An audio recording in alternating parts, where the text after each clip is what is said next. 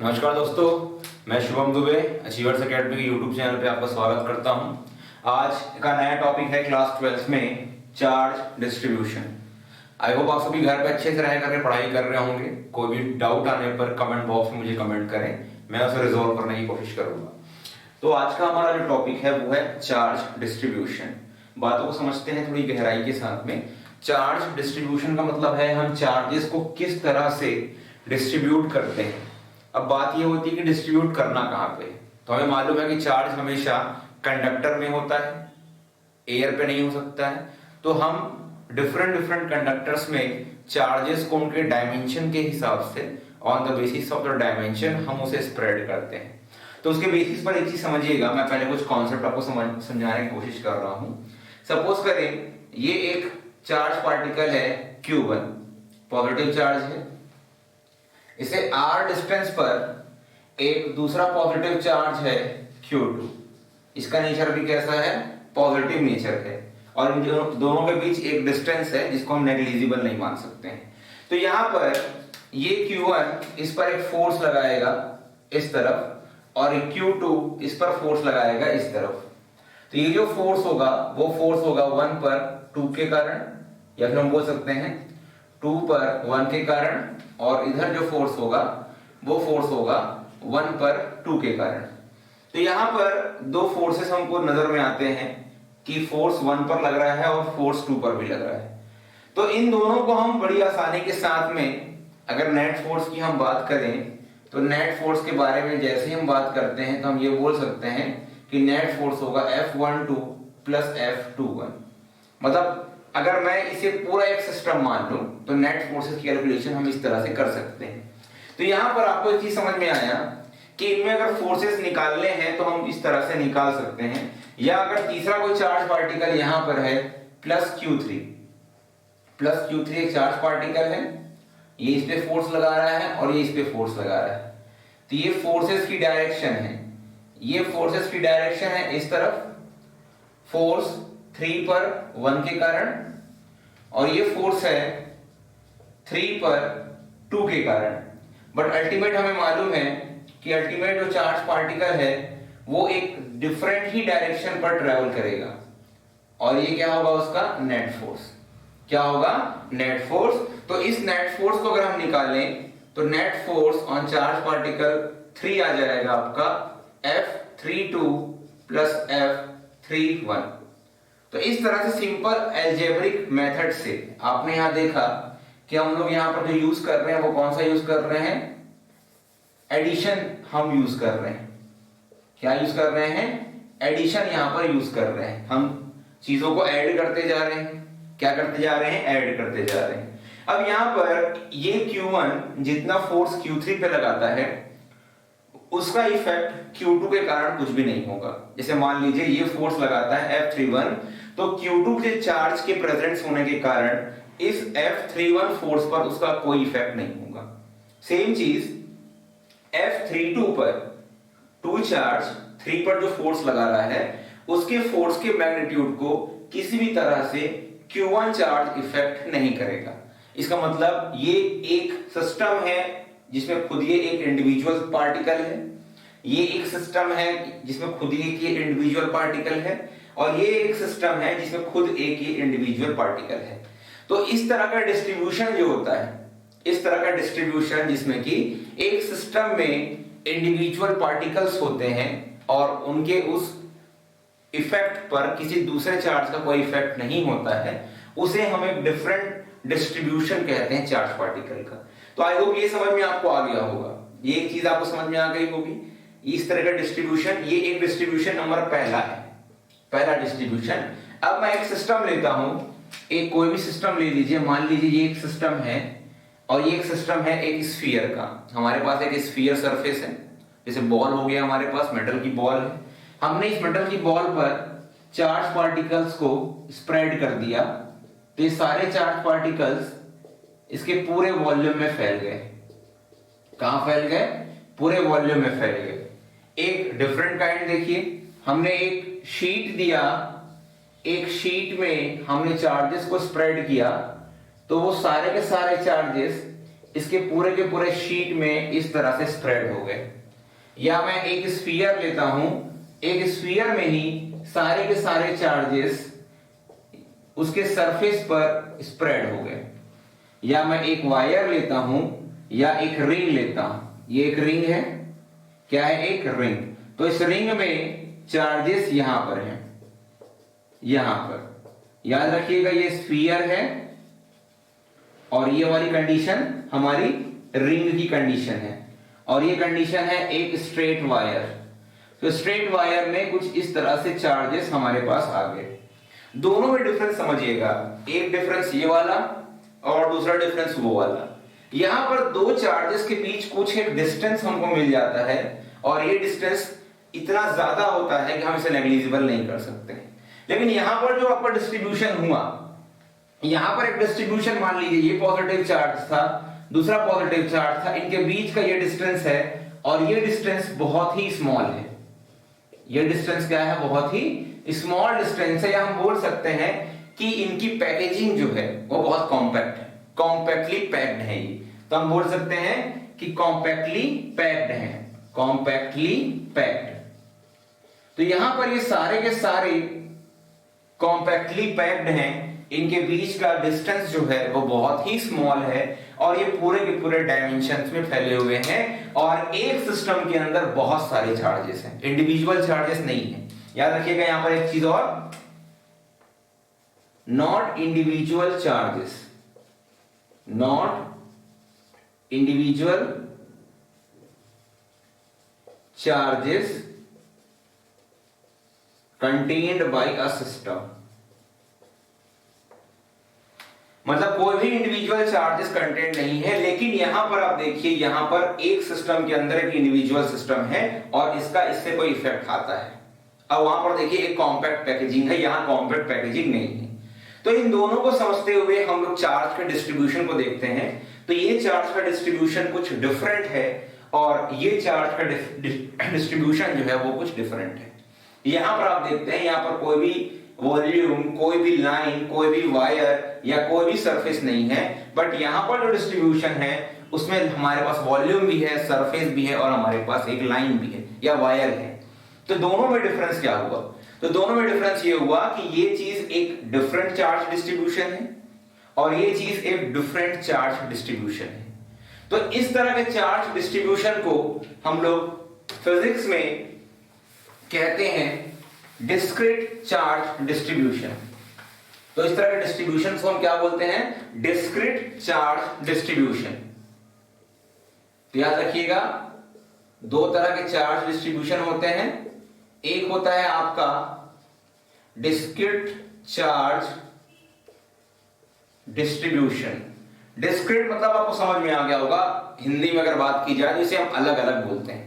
क्या बोलते हैं? अलग अलग। और अलग अलग का मतलब ही क्या हुआ? इंडिविजुअल। तो एक सिस्टम में एक इंडिविजुअल पार्टिकल रहेगा, लेकिन जब एक ही सिस्टम में बहुत सारे पार्टिकल्स होते हैं तो वो चार्ज डिस्ट्रीब्यूशन दूसरे के फॉर्म में आ जाता है और उस चार्ज डिस्ट्रीब्यूशन को हम पहचानते हैं कंटीन्यूअस चार्ज डिस्ट्रीब्यूशन। तो ये जो चार्ज डिस्ट्रीब्यूशन है उसका हम लोग बोलते हैं continuous charge distribution, continuous charge distribution. तो दो तरह के डिस्ट्रीब्यूशन हमको समझ में आ गए, एक तो डिस्क्रीट समझ में आ गया। डिस्क्रीट में हमको समझ में आ गया कि एक सिस्टम होगा, उस एक सिस्टम में इंडिविजुअल पार्टिकल एक ही होगा, उनके बीच का डिस्टेंस कुछ होगा जिसको नेग्लिजिबल हम नहीं कर सकते हैं और दोनों एक दूसरे के इफेक्ट को, फोर्सेस के इफेक्ट को किसी तरह से इफेक्टेड नहीं करेंगे। सिंपल तरीके से हम लोग इसमें कैलकुलस की हेल्प नहीं ले सकते, कैलकुलस इसमें इन्वॉल्व नहीं होता है। क्यों? क्योंकि कैलकुलस हम वहां इन्वॉल्व करते हैं जहां पर एडिशन करने में हमें प्रॉब्लम आती है, बट यहां पर सिंपल तरह से क्या होता है, सिंपली एडेड हो सकते हैं। तो यहां पर ये सिंपली एडेड हो रहे हैं, जैसे कि हमने देखा था सुपरपोजिशन प्रिंसिपल में हमने फोर्सेस को ऐड कर दिया था सिंपली। तो वो सारे जो डिस्ट्रीब्यूशंस थे, अभी तक हमने जितना भी डिस्ट्रीब्यूशन पहले का देखा हुआ है, सारे के सारे किसके लिए थे? पॉइंट चार्ज के लिए। तो यहां पर ये भी क्या है? एक पॉइंट चार्ज है। ये भी क्या है? एक पॉइंट चार्ज। ये भी क्या है? एक पॉइंट चार्ज। तो यहां पर पॉइंट चार्ज का एक सिस्टम बना जो फोर्सेस लगाते हैं सिंपल तरह से हम ऐड कर सकते हैं, कैलकुलस की हेल्प हमें लेनी नहीं पड़ती है, हम बिना कैलकुलस के भी बना सकते हैं। लेकिन कंटीन्यूअस चार्ज डिस्ट्रीब्यूशन में कैलकुलस की हेल्प लगती है, कैलकुलस की हेल्प लगती है, क्योंकि हम लोग एक ही साथ सबको ऐड नहीं कर सकते हैं, हमें पार्ट पार्ट सबको डिवाइड करके ऐड करना होता है। तो आज की जो हमारी मेन टॉपिक होगी वो मेन टॉपिक होने वाली है कंटीन्यूअस चार्ज डिस्ट्रीब्यूशन। तो हमारा जो मेन टॉपिक होगा वो कौन सा होगा? Continuous charge distribution. तो डिस्क्रीट समझ में आ गया, कंटीन्यूअस समझ में आ गया। अभी तक इससे पहले के लेक्चर जो हम देख रहे थे उसमें डिस्क्रीट यूज कर रहे थे, इंडिविजुअल पार्टिकल का फोर्स लगा रहे थे और उसे ऐड करते जा रहे थे। बट अभी हम जो देखेंगे वो देखेंगे कंटीन्यूअस चार्ज डिस्ट्रीब्यूशन। तो टॉपिक का नाम देखते हैं कंटीन्यूअस चार्ज डिस्ट्रीब्यूशन। लेक्चर को अंतिम तक देखिएगा, बहुत हेल्पफुल होने वाली है आपके लिए ये पूरी की पूरी लेक्चर। तो यहां पर हमारी जो टॉपिक है वो है कंटीन्यूअस चार्ज डिस्ट्रीब्यूशन। तो आज की हमारी जो टॉपिक है वो है continuous charge distribution. Continuous charge distribution. तो हमारी आज की टॉपिक है कंटीन्यूअस चार्ज डिस्ट्रीब्यूशन। अब कंटीन्यूअस चार्ज डिस्ट्रीब्यूशन को जानने से पहले ये समझ लेते हैं कि कंटीन्यूअस चार्ज डिस्ट्रीब्यूशन कहां-कहां हो सकता है। तो कंटीन्यूअस चार्ज डिस्ट्रीब्यूशन हमको एक चीज समझ में आती है कि कंटीन्यूअसली जहां पर भी हम डिस्ट्रीब्यूट करके रखते हैं, हमारे पास बेसिकली 3 कोऑर्डिनेट्स होते हैं x y z। कुछ स्पेस हमारे पास x y z के टर्म्स में होते हैं, कुछ स्पेस हमारे पास x और y में होते हैं और कुछ स्पेस हमारे पास केवल x में होते हैं। जैसे कि यहाँ पर ये सेल फोन, इस सेल फोन पे 2 कोऑर्डिनेट हैं, एक x कोऑर्डिनेट और एक y कोऑर्डिनेट। थिकनेस इतनी स्मॉल है कि हम इसके z एक्सिस को नेगलेक्ट कर सकते हैं। तो यहाँ पर ये x एक्सिस है और ये क्या है आपकी y एक्सिस है। यहाँ पर देखिए, अगर मैं इसके इस स्मॉल हाइट को नेगलेक्ट कर दूं तो ये एक वायर है, स्ट्रेट वायर। तो इसमें केवल कितना एक्सिस है? एक एक्सिस है। इस प्लेन में कितने एक्सिस हैं? 2 एक्सिस हैं। एक बॉल, हमारे पास जो मेटल की बॉल होती है या फिर हमारे पास जो क्रिकेट की बॉल होती है उसमें x y z तीनों एक्सिस होते हैं। उसके पास x भी होता है, लेंथ भी होती है, हाइट भी होती है और उसके पास डेप्थ भी होता है। क्या होता है? उसके पास डेप्थ भी होता है। तो कंटीन्यूअस चार्ज डिस्ट्रीब्यूशन पे हमें एक चीज समझनी होगी कि चार्जेस को हम लोग जब स्प्रेड करते हैं तो वो अलग अलग सरफेस बना करके अलग अलग तरीके से वो डिस्ट्रीब्यूट होता है। तो कंटीन्यूअस चार्ज डिस्ट्रीब्यूशन में बेसिकली हम बात करेंगे 3 काइंड ऑफ चार्ज डिस्ट्रीब्यूशन के बारे में। कितने के बारे में? 3 काइंड ऑफ चार्ज डिस्ट्रीब्यूशन। तो पहला जो डिस्ट्रीब्यूशन होगा, एक मेटल का स्फीयर हम लेते हैं। तो जब एक मेटल के स्फीयर में हम चार्ज को डिस्ट्रीब्यूट करते हैं, कहां पे? मेटल के स्फीयर पे, तो वो उसके पूरे के पूरे वॉल्यूम में स्प्रेड हो जाता है। तो उस तरह के डिस्ट्रीब्यूशन को हम बोलते हैं वॉल्यूम चार्ज डिस्ट्रीब्यूशन। तो जब कोई चार्ज पूरे के पूरे कंडक्टर के पूरे सरफेस पर और साथ ही साथ पूरे वॉल्यूम पर जब वो डिस्ट्रीब्यूट हो जाता है, स्प्रेड हो जाता है, हर एक जगह पर हो जाता है, लेंथ विड्थ हाइट हर जगह पर वो कंसिडरेबल रहता है, तो उसे हम बोलते हैं वॉल्यूम चार्ज डिस्ट्रीब्यूशन। अगला डिस्ट्रीब्यूशन हमारा होता है surface charge distribution. Surface charge distribution. तो सरफेस चार्ज डिस्ट्रीब्यूशन को समझिएगा, जैसे कि मेरे पास एक, सपोज कीजिए ये बोर्ड, इस बोर्ड पर मैंने चार्जेस को डिस्ट्रीब्यूट कर दिया। मैंने चार्जेस यहां पर डाल दिए हैं, चार्जेस इसमें हैं, तो वो चार्जेस यहां भी होंगे, यहां भी होंगे, यहां भी होंगे और पूरे के पूरे इसके सरफेस पर होंगे। कहां होंगे? पूरे के पूरे सरफेस पर। सेम चीज एक कॉपी का पन्ना जो होता है, उस कॉपी के एक पेज पर अगर मैं चार्ज को डिस्ट्रीब्यूट करूं तो वो उसके सरफेस पे रहेगा। अगर मैं इस सेल फोन पर चार्ज को डिस्ट्रीब्यूट कर दूं, चार्जेस को उस पर डाल दूं, तो वो उसके सरफेस पर पूरा का पूरा चार्ज आ जाएगा। तो इस तरह के डिस्ट्रीब्यूशंस को हम बोलते हैं सरफेस चार्ज डिस्ट्रीब्यूशन। एक स्फीयर में भी अगर देखा जाए तो एक स्फीयर के सरफेस पर जो भी चार्जेस होते हैं, तो ये वॉल्यूम चार्ज डिस्ट्रीब्यूशन का एक पार्ट ये है कि उसके सरफेस पर भी चार्ज होते हैं, ऊपर की तरफ पर, आउटर साइड पर, तो वो भी क्या होता है? Surface charge distribution. अब अगला जो होता है, जब एक सिंगल वायर को हम डिस्ट्रीब्यूट करते हैं, जैसे कि हमारे घर पे जितने भी वायर्स लगे हुए हैं, इलेक्ट्रिक वायर्स, उनमें चार्जेस हैं और सारे के सारे एक एक्स एक्सिस पर ही है, तो एक ही एक्सिस उसके पास में है, या फिर एक वायर स्ट्रेट वायर, या एक रिंग की बात करूं, एक वायर को मैं फोल्ड करके एक रिंग बना दे रहा हूं, तो उस पर जो डिस्ट्रीब्यूशंस होंगे चार्जेस के, उसे हम कहेंगे linear charge distribution. Linear charge distribution. तो हमारी तीन तरह की चार्ज डिस्ट्रीब्यूशन है जो कि हम तीन कोऑर्डिनेट पे काम करते हैं फिजिक्स में, एक्स वाई जेड पर। तो याद रखिएगा, इस वाले कोऑर्डिनेट सिस्टम पर हम लोग 3 डायमेंशन के बारे में बात करेंगे। इस डिस्ट्रीब्यूशन पे हम लोग 3 डायमेंशन के बारे में बात करेंगे। सरफेस चार्ज डिस्ट्रीब्यूशन पर हम 2 डायमेंशन के बारे में बात करेंगे, और लीनियर चार्ज डिस्ट्रीब्यूशन पर हम 1 एक्सिस की बात करेंगे या फिर एक कोऑर्डिनेट की बात करेंगे। तो ये ओवरऑल हो गया आपका कंटीन्यूअस चार्ज डिस्ट्रीब्यूशन। तो मैं स्टार्ट करने जा रहा हूं हमारा पहला टॉपिक, और वो पहला टॉपिक है हमारा वॉल्यूम चार्ज डिस्ट्रीब्यूशन। ध्यान से देखिएगा लेक्चर को अच्छे से। वॉल्यूम चार्ज डिस्ट्रीब्यूशन, वॉल्यूम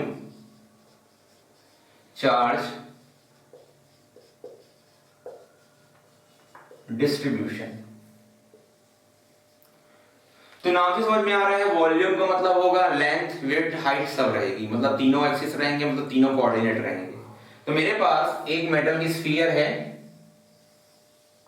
ये एक मेटल की स्फीयर जिसका रेडियाई है r। क्या है रेडियाई? r।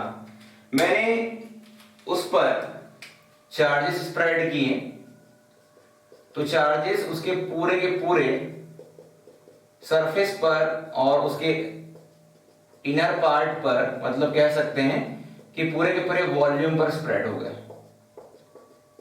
पूरे के पूरे कहां स्प्रेड हो गए?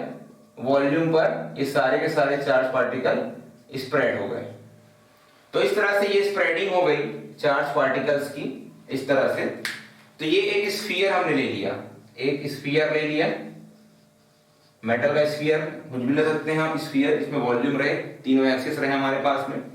तो यहां पर हमने बेसिकली जो काम किया है वो एक स्फीयर पर, जैसे हमारे पास बॉल है, क्रिकेट की बॉल, एज्यूम कर सकते हैं क्रिकेट की बॉल, क्रिकेट की बॉल पर हमने पूरा का पूरा चार्ज डाल दिया, उस पर चार्ज हमने डाल दिया, तो वो चार्ज उसके पूरे पूरे वॉल्यूम पे फैल गया। एक्स पर भी चार्ज है, वाई पर भी चार्ज है और जेड पर भी चार्ज है, मतलब तीनों के तीनों सिस्टम पर चार्ज आ गए। हमारे पास एक्स पर भी चार्ज का डिस्ट्रीब्यूशन हो गया। सपोज करें हम पॉजिटिव चार्ज डिस्ट्रीब्यूट कर रहे हैं, तो एक्स एक्सिस पर भी चार्ज गया, वाई एक्सिस पर भी चार्ज चला गया, और जेड एक्सिस पर भी चार्ज हमारा चला गया। मतलब तीनों ही एक्सिस पर, तीनों ही डायमेंशन पर, तीनों ही पार्ट पर हमारे चार्ज स्प्रेड हो गए हैं। तो यहां पर ये बोल सकते हैं कि लेट एन ऑब्जेक्ट, हम ऑब्जेक्ट कौन सा ले रहे हैं? Sphere. Let an object having charges on its volume of radius r, of radius r। तो वॉल्यूम चार्ज डिस्ट्रीब्यूशन बेसिकली होता है 3 dimensional spreading of charge. If we will spread the charges in 3 dimensions, then it will call as volume charge distribution. So we can call simply volume charge distribution, that means spreading of charge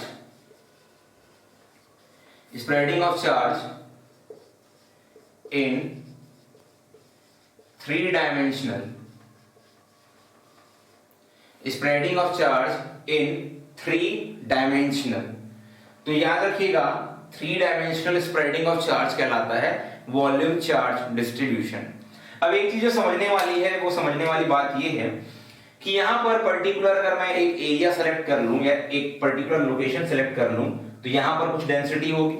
मान लीजिए इस पूरे volume में से मैं थोड़ा सा volume लेता हूं, मैं यहाँ पे बना लेता हूँ डायग्राम अलग से। इस पूरे वॉल्यूम में से मैं एक बहुत छोटा सा वॉल्यूम यहाँ पर लेता हूं, इस तरह से ये बहुत छोटा सा वॉल्यूम मैंने लिया है और छोटा कर लेते हैं। ये एक छोटा सा वॉल्यूम लिया है जिसमें एक इनफाइनाइट चार्ज में से एक पर्टिकुलर वन चार्ज हमारा आ गया। तो यहां पर इस पूरे के पूरे वॉल्यूम पर इनफाइनाइट चार्जेस हैं और इनफाइनाइट चार्जेस में से केवल और केवल मेरे पास एक चार्ज हुआ जिसे मैंने उस पर्टिकुलर स्मॉल वॉल्यूम पे लिया हुआ है। कहां लिया हुआ है? स्मॉल वॉल्यूम पर लिया हुआ है। तो यहां पर ध्यान से देखिएगा एक चीज जो हम बताने वाले हैं आपको, कि अगर मैं एक छोटा सा यहां पर वॉल्यूम कंसीडर करता हूं, इस पूरे के पूरे सिस्टम को देखिए ध्यान से, इस पूरे के पूरे सिस्टम को ध्यान से देखिए, इस पूरे के पूरे सिस्टम का एक छोटा सा पार्ट मैंने लिया, मतलब खुद में ये क्या बन गया? एक पॉइंट चार्ज बन गया। और हमारे पास इलेक्ट्रोस्टैटिक में जो भी फॉर्मूला हमने निकाले हुए हैं वो सारे के सारे पॉइंट चार्ज के लिए ही है, पॉइंट चार्ज से रिलेटेड है। कूलम्ब फोर्स भी हमने देखा, इलेक्ट्रिक फील्ड भी हमने देखा, पॉइंट चार्जेस को लेकर के ही बनाए गए थे। तो यहां पर मैंने एक छोटा सा वॉल्यूम कंसीडर कर लिया और मान लेते हैं कि ये स्मॉल वॉल्यूम है dv। फुल वॉल्यूम इसका कितना है? v है। उसमें से मैंने छोटा सा वॉल्यूम लिया और वो छोटा सा वॉल्यूम कितना है? dv है। कितना है? dv। हमारे पास टोटल चार्ज इस सिस्टम के अंदर है q।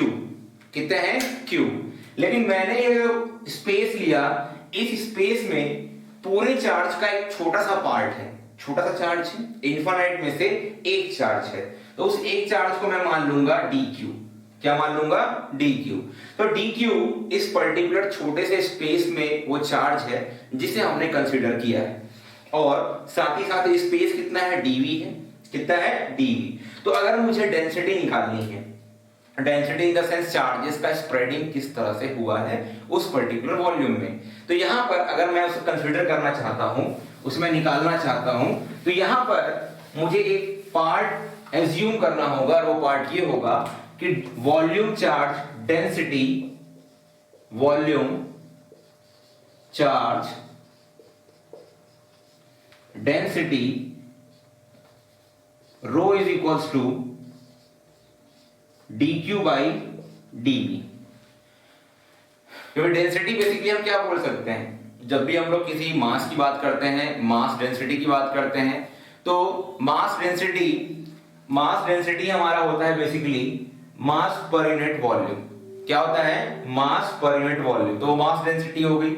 यहां पर हमें निकालना है वॉल्यूम चार्ज डेंसिटी, तो वॉल्यूम चार्ज डेंसिटी यहां कितना हो जाएगा? Charge contained by per unit volume. तो यहां पर वॉल्यूम चार्ज डेंसिटी बेसिकली हो गया charge contained per unit volume, per unit volume. तो यहां पर हमको एक चीज समझ में आई कि यहां पर जो भी चार्ज पर यूनिट वॉल्यूम में कंटेन्ड होगा वही क्या कहलाएगा? आपका वॉल्यूम चार्ज डेंसिटी कहलाएगा। तो यहां पर ये चीज समझने के बाद इसकी यूनिट की अगर बात करें, तो इसका यूनिट की अगर बात करें तो वॉल्यूम चार्ज डेंसिटी की यूनिट होती है कूलम्ब पर मीटर क्यूब। यूनिट क्या होती है? कूलम्ब पर मीटर क्यूब इसकी यूनिट होती है। तो अगर मैं उस चार्ज की वैल्यू निकालूं, charge contained by small volume, तो charge contained by small volume वो आ जाएगा dq is equals to rho into dv। ये वाली यहां पर ट्रांसफर हो जाएगी dv, तो क्या निकल जाएगा अपने को? चार्ज कंटेंट पर यूनिट वॉल्यूम। तो कितना चार्ज है वो आपको समझ में आ गया। अब अगर इसी को हम एक पूरे के पूरे वॉल्यूम को कंसीडर करें, काय कंसीडर करें? पूरे के पूरे वॉल्यूम को, फॉर होल वॉल्यूम, तो होल वॉल्यूम के लिए सरफेस चार्ज डेंसिटी आपका आ जाएगा capital Q upon 4/3 pi r cube. ये बात आपको समझ में आ रही होगी। टोटल चार्ज है क्योंकि हमने टोटल वॉल्यूम लिया है, तो टोटल चार्ज और स्फीयर का वॉल्यूम हमको मालूम है वो कितना होता है? 4/3 पाई आर क्यूब होता है। कितना होता है? 4/3 पाई आर क्यूब होता है एक पर्टिकुलर स्फीयर का वॉल्यूम। किसका? एक स्फीयर का वॉल्यूम। अब यहीं पर एक चीज और देखते हैं, ध्यान से देखते हैं, अच्छे से इसको पॉज करके आप लिख भी सकते हैं आराम से। एक चीज और देखते हैं कि अगर इस स्फीयर को, इस पर्टिकुलर स्फीयर पर जो भी चार्जेस हैं वो कितने इलेक्ट्रिक फील्ड बनाते हैं या किस तरह से दूसरे चार्जेस को इफेक्ट करेंगे। जैसे हमने देखा था पॉइंट चार्ज केस में हम लोग इलेक्ट्रिक फील्ड निकाला करते थे।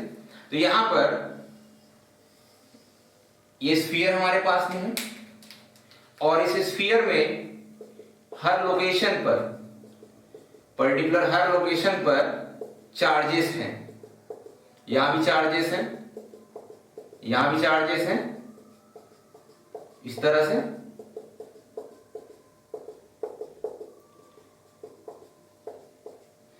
पूरे पूरे वॉल्यूम पर चार्ज है। इस पर्टिकुलर स्मॉल वॉल्यूम पर dv और चार्ज कितना है dq। इससे r डिस्टेंस पर मुझे यहां पर पॉइंट A पर इलेक्ट्रिक फील्ड निकालना है। I want to calculate at a point A electric field created by the whole this particular sphere.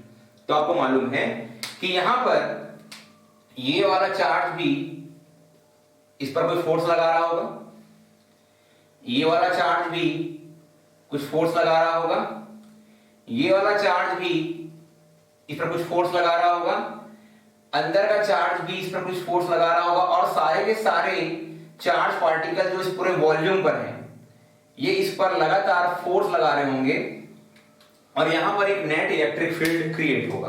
क्या क्रिएट होगा? एक नेट इलेक्ट्रिक फील्ड क्रिएट होगा।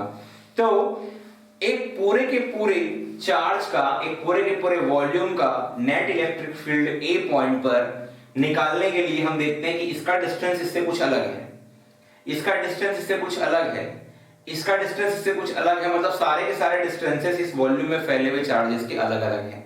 तो उन सभी को कंसीडर करने के लिए हम यहां पर कैलकुलस की हेल्प लेंगे। तो पहले हम एक पॉइंट चार्ज के लिए निकाल लेंगे, बाद में सबको इंटीग्रेट कर देंगे तो हमें नेट इलेक्ट्रिक फील्ड मिल जाएगा इस स्फीयर का। तो हमें निकालना है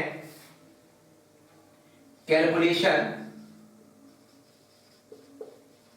of net electric field at point A by the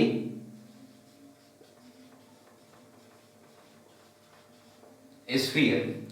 तो उस स्फीयर के द्वारा net electric field A point पर कितना बन रहा है हमें उसे कैलकुलेट करना है। तो यहां ध्यान से देखिए, पहले हम फोर्स निकाल लेते हैं, बाद में इलेक्ट्रिक फील्ड की कैलकुलेशन करेंगे। Force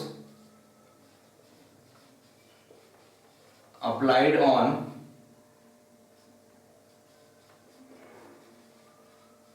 test charge Q naught at point A। हम यहां ये कंसीडर कर लेते हैं कि यहां पर एक टेस्ट चार्ज रखा होगा पॉजिटिव नेचर का, जिस पर इलेक्ट्रिक फील्ड हमें निकालना है, ठीक है, A पॉइंट पर। तो यहां पर जो स्मॉल फोर्स आएगा वो स्मॉल फोर्स कितना आएगा, dF is equals to 1/4πε0 dq into Q not upon r square, और यहां पर हम ले सकते हैं यूनिट वेक्टर r, जो कि डायरेक्शन के लिए हमने यहां पर लिया है, डायरेक्शनल प्रॉपर्टी के तहत हमने इसे लिया हुआ है। तो ये हमारा एक फोर्स निकल गया। क्या निकल गया? एक फोर्स निकल गया। ये एक फोर्स निकला वो केवल स्मॉल वॉल्यूम dv के कारण निकला है, बट हमारे पास उस पर्टिकुलर वॉल्यूम में बहुत सारे चार्जेस हैं, हमारे पास इनफाइनाइट चार्जेस हैं। हमने केवल अभी तक एक चार्ज का वैल्यू निकाला है, केवल एक चार्ज के कारण लगाया गया फोर्स निकाला है। तो नेट फोर्स जो होगा, net force by sphere of volume V, तो पूरा का पूरा नेट फोर्स उस पूरे स्फीयर के कारण कितना होगा उसे करने के लिए हम समझते हैं df integration 0 to v, because हम लोग स्टार्टिंग कर रहे हैं और पूरे पूरे वॉल्यूम को हम लेंगे 1/4πε0 dq into q naught r square unit vector r।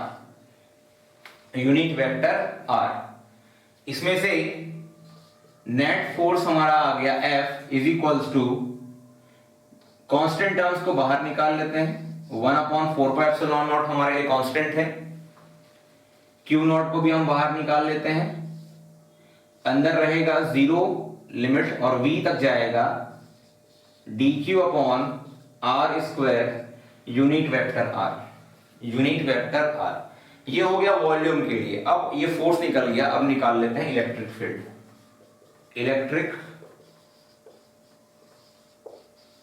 Field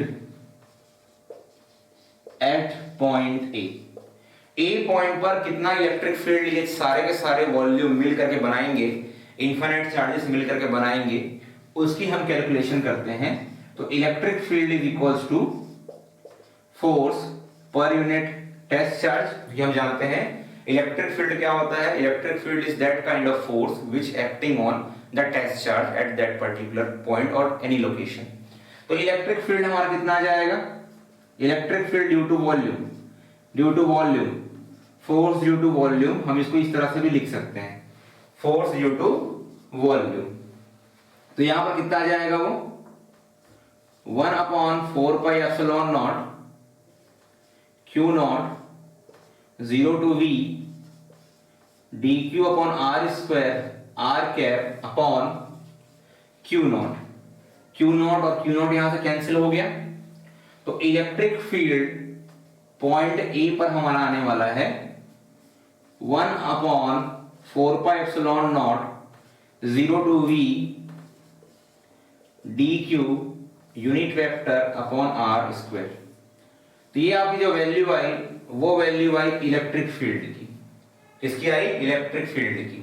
और यहां पर ये जो वैल्यू आई थी वो उस पूरे के पूरे वॉल्यूम के कारण फोर्स की वैल्यू आई थी। तो याद रखिएगा ये वाली वैल्यू आपकी आई फोर्स की और ये वाली वैल्यू आई आपकी इलेक्ट्रिक फील्ड की।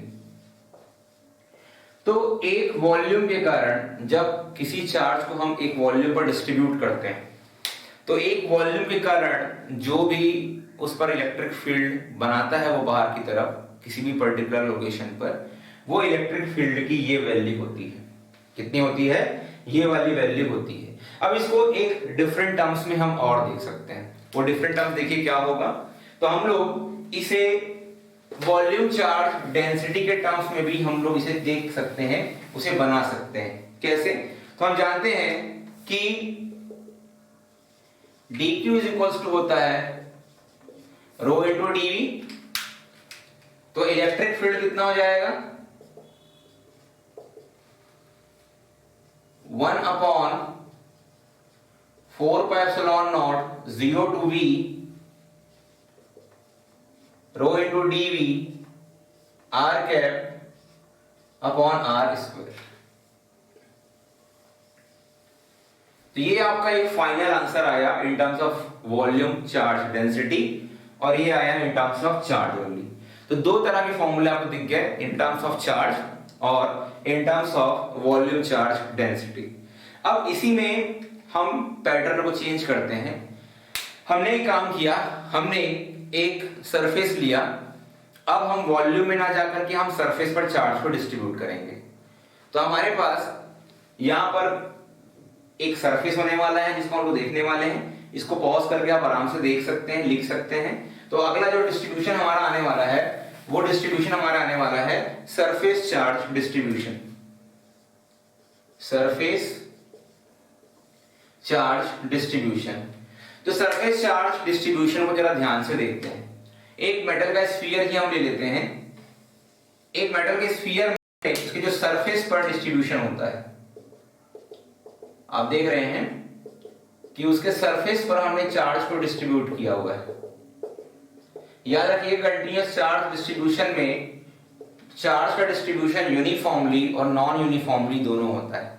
आप यूनिफॉर्मली डिस्ट्रीब्यूट भी कर सकते हैं, आप नॉन यूनिफॉर्मली भी डिस्ट्रीब्यूट कर सकते हैं। दोनों तरह से आप डिस्ट्रीब्यूशन कर सकते हैं चार्जेस का। दूसरा हम लेते हैं प्लेन शीट ले लेते हैं। ये हमारा प्लेन शीट है जिस पर ये रहे हमारे charges.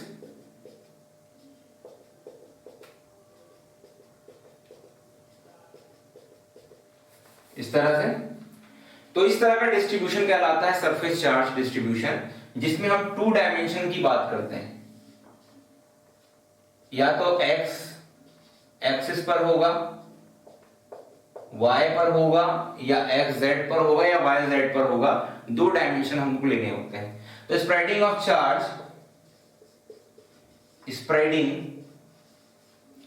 Of charge in 2 dimension. तो याद रखिएगा सरफेस चार्ज डिस्ट्रीब्यूशन में जो डिस्ट्रीब्यूशन होगा वो 2 डायमेंशनल होगा। 3 डायमेंशनल हमारा वॉल्यूम में था, 2 डायमेंशनल किसमें होगा? सरफेस चार्ज डिस्ट्रीब्यूशन में होगा।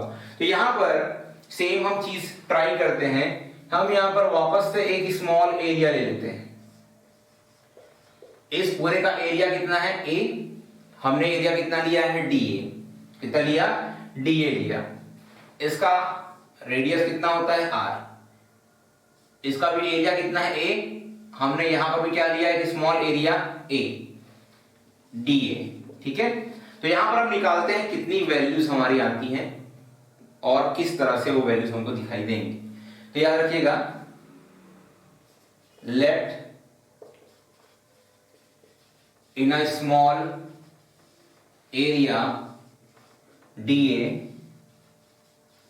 Charge contained is dq. So surface charge density, surface charge density, क्योंकि हमको यहां पर डेंसिटी निकालनी है कि आखिर में कितने चार्जेस हैं वहां पे। तो ये कितना हो जाएगा? Charge contained per unit area, और इसका जो सिंबल होगा वो होगा सिंबल सिग्मा। तो याद रखिएगा सिग्मा इज इक्वल्स टू होता है charge content per unit area या पर यूनिट सरफेस। तो वॉल्यूम चार्ज डेंसिटी क्या हुआ? Charge content, charge content per unit area. तो charge content per unit area आपको कहलाता है सरफेस चार्ज डेंसिटी। अब अगेन हम वही बात करेंगे कि कितना इलेक्ट्रिक फील्ड एक सरफेस बाहर की तरफ बनाएगा। तो हमारे पास एक सरफेस है यहां पर, और ये सरफेस में चार्ज की स्प्रेडिंग है। हमारे पास सरफेस में ये चार्जेस हैं और चार्जेस किस तरह से स्प्रेडिंग हो रही है।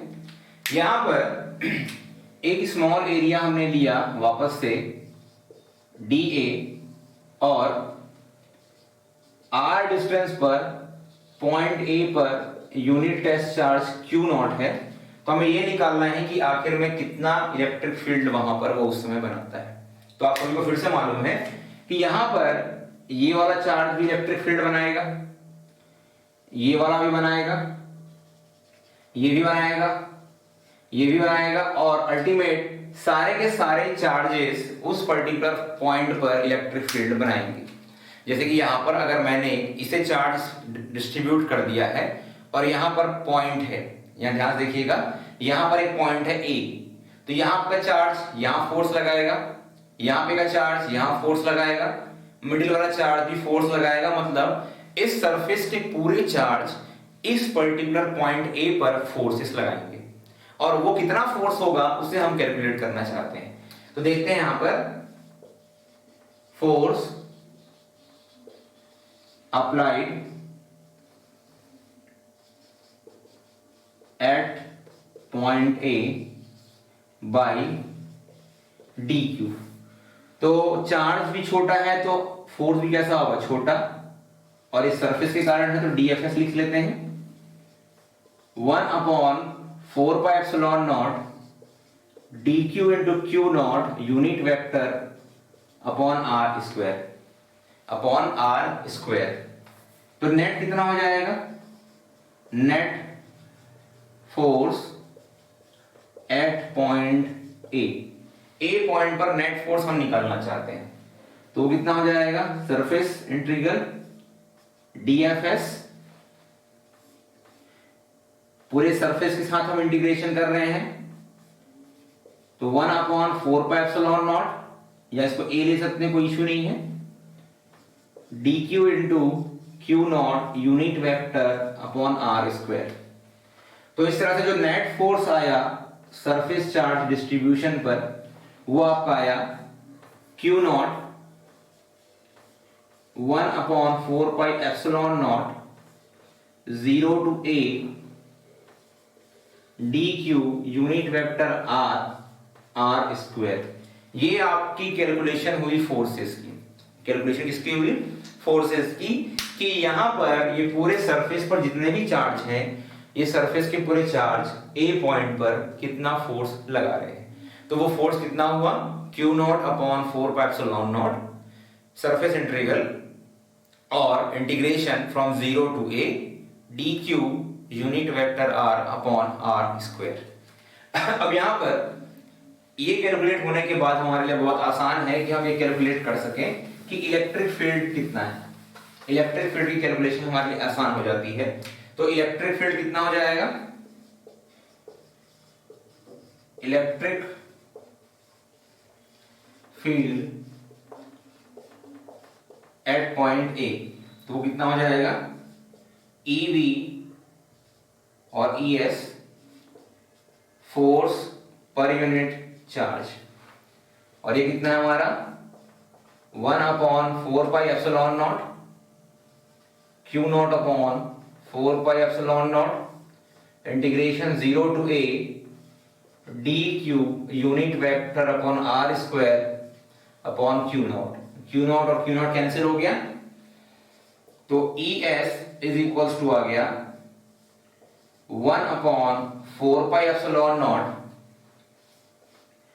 0 to a, और हमको मालूम है कि dq इज इक्वल्स टू क्या होता है? Sigma multiplied by dA। Same to same वैसा ही जैसे वॉल्यूम चार्ज डेंसिटी में था, चार्ज कंटेंट, तो charge content is equals to क्या आया? Surface charge density multiplied by small area. तो यहां पर हम dq की जगह वैल्यू रख सकते हैं sigma into dA unit vector r upon r square. So this is all about the electric field created by surface। तो जब सरफेस पर हम चार्जेस को स्प्रेड करते हैं, तो वो कुछ इस तरह से इलेक्ट्रिक फील्ड लगाता है और इस तरह से उसका डिस्ट्रीब्यूशन होता है। अब अगली जो कॉन्सेप्ट है, अगला जो पार्ट है हम देखने जा रहे हैं, वो है लाइन चार्ज डिस्ट्रीब्यूशन का। क्या है लाइन चार्ज डिस्ट्रीब्यूशन? तो लाइन चार्ज डिस्ट्रीब्यूशन क्या होता है, ध्यान से देखिए।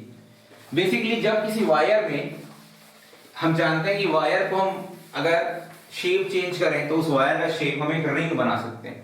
क्या बना सकते हैं? एक रिंग के शेप में ला सकते हैं। तो अगला जो डिस्ट्रीब्यूशन होगा वो होगा लीनियर चार्ज डिस्ट्रीब्यूशन।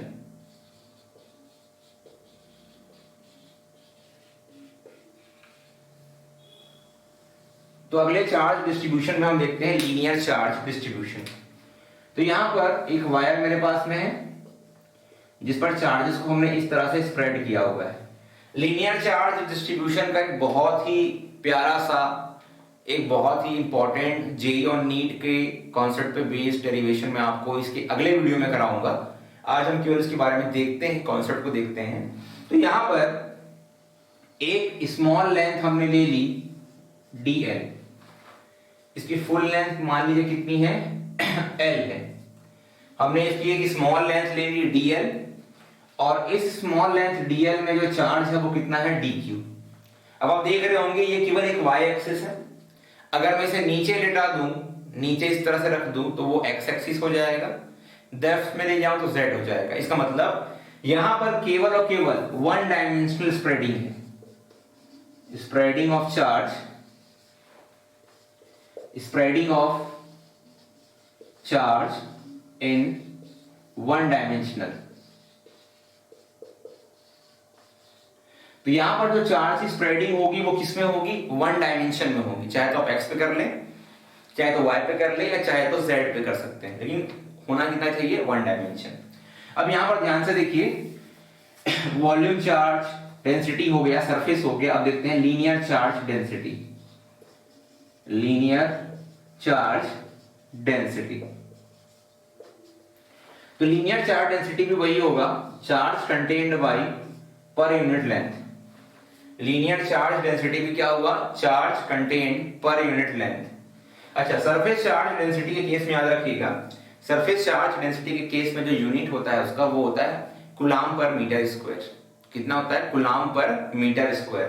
तो ये चीज याद रखिएगा कि सिग्मा की जो यूनिट होती है वो होती है कूलम्ब पर मीटर स्क्वायर, उसकी यूनिट होती है। अब यहां पर लीनियर चार्ज डेंसिटी का सिंबल होता है लैम्डा, dq अपॉन dl, या dq is equals to lambda into dl। तो ये क्या हो गया आपका, charge contained per unit length. क्या हुआ, charge contained on a particular length. अब फिर से वही हम बात करते हैं कि कितना इलेक्ट्रिक फील्ड ये पूरा का पूरा बनाएगा। तो यहां पर ये चार्जेस हो गए, ये स्मॉल लेंथ dl, dq, इसे r डिस्टेंस पर एक पॉइंट A है। तो यहां पर इस A पॉइंट पर ये भी कोई एक फोर्स लगा रहा होगा, ये भी एक फोर्स लगा रहा होगा, ये भी फोर्स लगा रहा होगा, और ये भी लगा रहा होगा। तो नेट फोर्स की कैलकुलेशन हमको करनी है। तो देख लेते हैं forces calculation.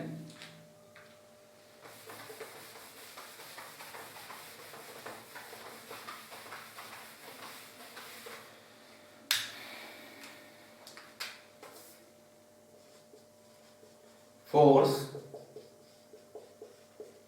at point A due to dq at small length dl, तो कितना हो जाएगा, dFL is equals to 1/4πε0 0 to L dq unit vector r square. साथ में यहाँ पे हमको याद रखिएगा कि Q नॉट वहां पे हमको लेना है, तो Q नॉट के साथ हम क्या ले लेंगे, यहाँ पे dq into Q naught unit vector r cap, unit vector r cap. अब नेट की बात करते हैं, नेट फोर्स। तो again DFL is equals to Q not upon 4πε0 0 to L dq unit vector r square.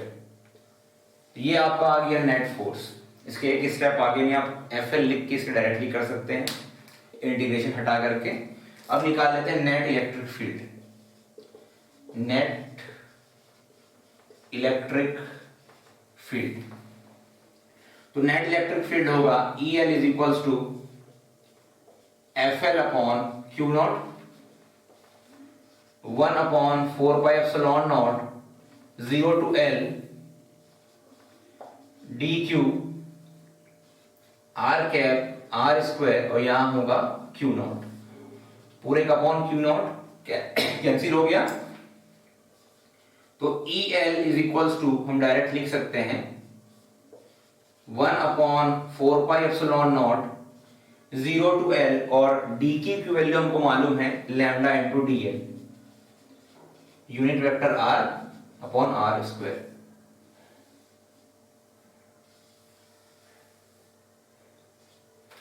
तो यहां पे आपको एक चीज समझ में आ गई कि किस तरह से इलेक्ट्रिक फील्ड लेंथ के केस पे निकालते हैं, किस तरह से वॉल्यूम में निकालते हैं, और किस तरह से सरफेस पे निकालते हैं। मैं इन तीनों को आपको फिर से एक बार दिखा देता हूं, फिर से इसे एक बार देख लें कि किस तरह से सारी चीजें हमारे सामने होनी है। Volume charge distribution, surface charge distribution, and next one is line charge distribution. तो यहां पर 3 डायमेंशनल स्प्रेडिंग होगी हमारी, एक्स वाई जेड पर। स्प्रेडिंग होगी 2 डायमेंशन पर,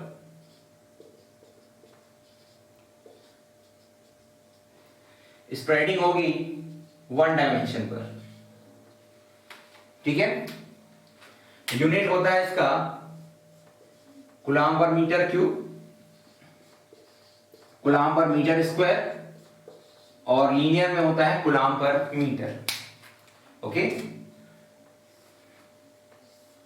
इसमें electric field 1/4πε0 0 to v density multiplied by volume r cap upon r square.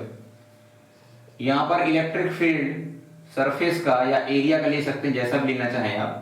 जैसे हमने यहाँ पर सरफेस का लिया था, पूरे सरफेस का या एरिया ए लिख सकते हैं आप यहाँ पे 1/4πε0 0 to a sigma multiplied by dA unit vector r cap upon r square. और यहां पर इलेक्ट्रिक फील्ड कितना आ गया 1/4πε0 0 to l lambda into dl r cap upon r square. तो ये तीनों चीजें आपको दिख रही हैं, तीनों चीजें आपको समझ में आ रही हैं कि किस तरह से आपको डिस्ट्रीब्यूशंस करने हैं वॉल्यूम के केस में, सरफेस के केस में और लाइन के केस में। आगे जो वीडियो होगी हमारी, उस आगे वीडियो में हम बात करेंगे लीनियर चार्ज डिस्ट्रीब्यूशन के ऊपर, charge distribution in a particular ring और अ वायर। तो 2 केस हम बात करेंगे हमारे अगली क्लास पे। आई होप आपको ये वीडियो अच्छे से समझ में आया होगा। तो कंटिन्यूअस चार्ज डिस्ट्रीब्यूशन पे हमारे पास 3 पार्ट होते हैं, वॉल्यूम, सरफेस और लाइन। उसके अलावा हमारे पास नहीं होता है। तो जब टोटल चार्ज की बात करते हैं तो वो ई कंटिन्यूअस और ई डिस्क्रीट दोनों को मिला के होता है। याद रखिएगा, टोटल चार्ज डिस्ट्रीब्यूशन जो होता है, टोटल की बात कर रहे हैं, वो ई डिस्क्रीट प्लस ई कंटिन्यूअस। ई कंटिन्यूअस हमारा ये रहा। इसके पहले मैंने आपको ई डिस्क्रीट बताया था स्टार्टिंग ऑफ द लेक्चर। दोनों को जोड़ दीजिए, ऐड कर दीजिए, तो टोटल इलेक्ट्रिक फील्ड मिल जाएगा। तो यहाँ पर समझ में आ गया होगा आपको कि कंटिन्यूअस चार्ज डिस्ट्रीब्यूशन किस तरह का होता है। अगर वीडियो आपको अच्छा लगे हो तो प्लीज इसको लाइक, शेयर और सब्सक्राइब करें, ताकि बहुत से स्टूडेंट जिनके पास पढ़ाई के साधन अभी नहीं है, उनके पास ये वीडियो पहुंच सके और उन्हें ये हेल्पफुल लगे। Thank you.